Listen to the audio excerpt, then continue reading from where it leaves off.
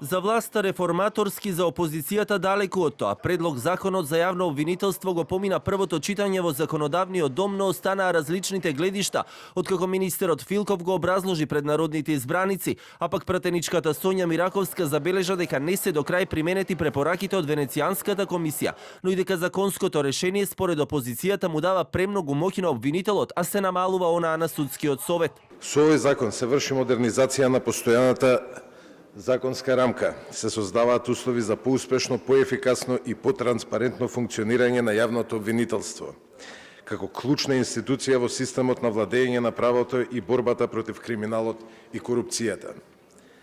Зошто беше потребна оваа реформа? Затоа што со години се наталожуваат слабости, недоволна отчетност, нејасни критериуми за унапредување, недоверба во дисциплинските механизми, бавни истраги и сомнежи на влијанија. Кога ќе се донесе законот, ќе биде главен прокурор во државата и главен јавен обвинител во државата. И тоа е најголемиот проблем. И наместо да направиме реформа во која граѓаните ќе веруваат дека конечно правдата ќе излезе на виделина, создаваме еден механизам кој наличува на некое време за кое вие сте многу спремни. Не сте биле вие тогаш дел од таква една коалиција и тоа воопшто не ни се допаѓа.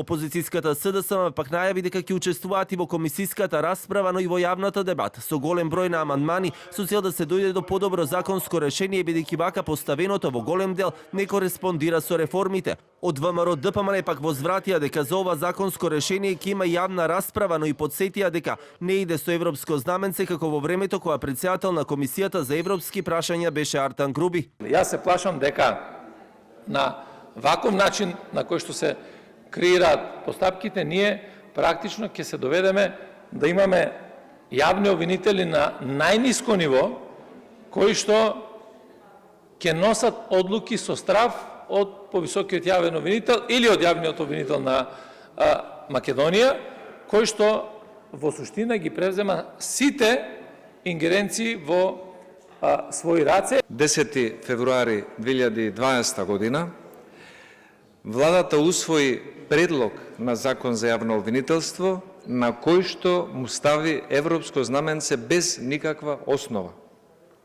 Ние знаеме, Катица Јанева тогаш беше во притвор, на Зоран Заев му се брзаше, требаше да го покрие тој случај, но да се стави европско знаменце на закон за јавно обвинителство е една груба злоупотреба, особено ако се знае дека председател на тогашната комисија за европски прашања во Собранието беше сега осомничениот Артан Груби. Предходно на лидерска пак според изјавите, Филипче и Мицковски дискутираа за ова законско решение кога беше договорено да бидат формирани работни групи, но и да се земат предвид и забелешките од Венецијанската комисија, експертската и меѓународната јавност.